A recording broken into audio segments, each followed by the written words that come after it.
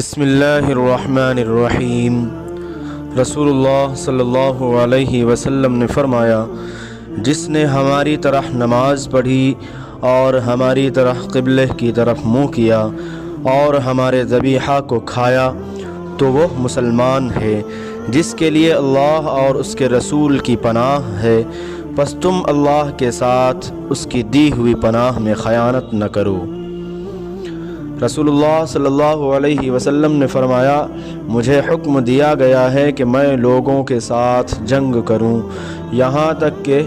وہ لا الہ الا اللہ کہیں، پس جب وہ اس کا اقرار کر لیں اور ہماری طرح نماز پڑھنے لگیں اور ہمارے قبلے کی طرف نماز میں منہ کریں اور ہمارے ذبیحہ کو کھانے لگیں تو ان کا خون اور ان کے اموال ہم پر حرام ہو گئے،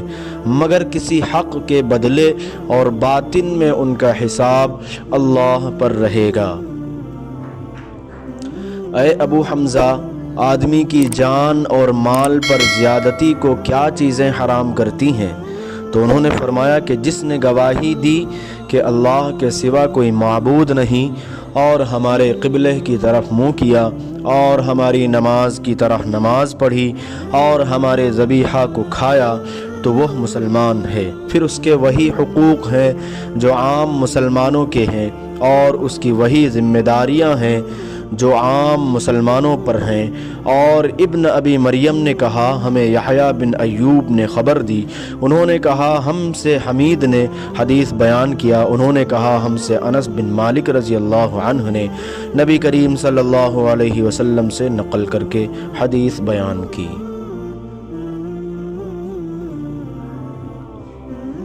رسول اللہ صلی اللہ علیہ وسلم نے فرمایا، جب تم قضائے حاجت کے لیے جاؤ تو اس وقت نہ قبلہ کی طرف منہ کرو اور نہ پیٹھ کرو، بلکہ مشرق یا مغرب کی طرف اس وقت اپنا منہ کر لیا کرو۔ ابو ایوب نے فرمایا کہ ہم جب شام میں آئے تو یہاں کے بیت الخلاء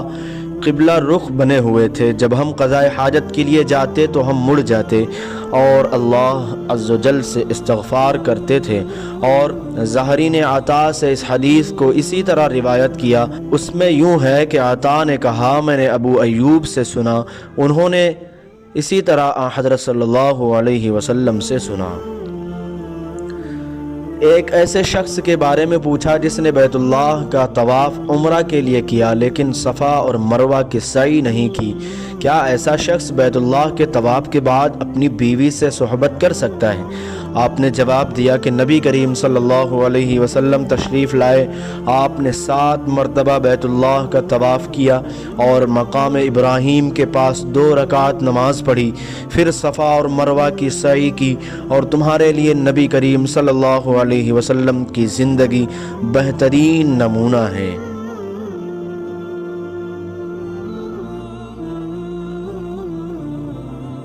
حضرت جابر بن عبداللہ نے بھی یہ مسئلہ پوچھا تو آپ نے بھی یہی فرمایا کہ وہ بیوی کے قریب بھی اس وقت تک نہ جائے جب تک صفا اور مروہ کی سعی نہ کر لے۔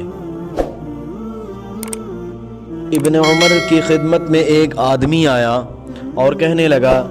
اے لو یہ رسول اللہ صلی اللہ علیہ وسلم آن پہنچے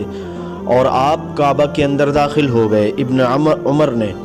ابن عمر نے کہا کہ میں جب آیا تو نبی کریم صلی اللہ علیہ وسلم کعبے سے نکل چکے تھے، میں نے دیکھا کہ بلال دونوں دروازوں کے سامنے کھڑے ہیں۔ میں نے بلال سے پوچھا کہ کیا نبی کریم صلی اللہ علیہ وسلم نے کعبہ کے اندر نماز پڑھی ہے؟ انہوں نے کہا کہ ہاں، 2 رکعت ان 2 ستونوں کے درمیان پڑھی تھی جو کعبہ میں داخل ہوتے وقت بائیں طرف واقع ہیں۔ پھر جب باہر تشریف لائے تو کعبہ کے سامنے 2 رکعت نماز ادا فرمائی۔ جب نبی کریم صلی اللہ علیہ وسلم کعبہ کے اندر تشریف لے گئے تو اس کے چاروں کونوں میں آپ نے دعا کی اور نماز نہیں پڑھی۔ پھر جب باہر تشریف لائے تو 2 رکعت نماز کعبے کے سامنے پڑھی اور فرمایا کہ یہی قبلہ ہے۔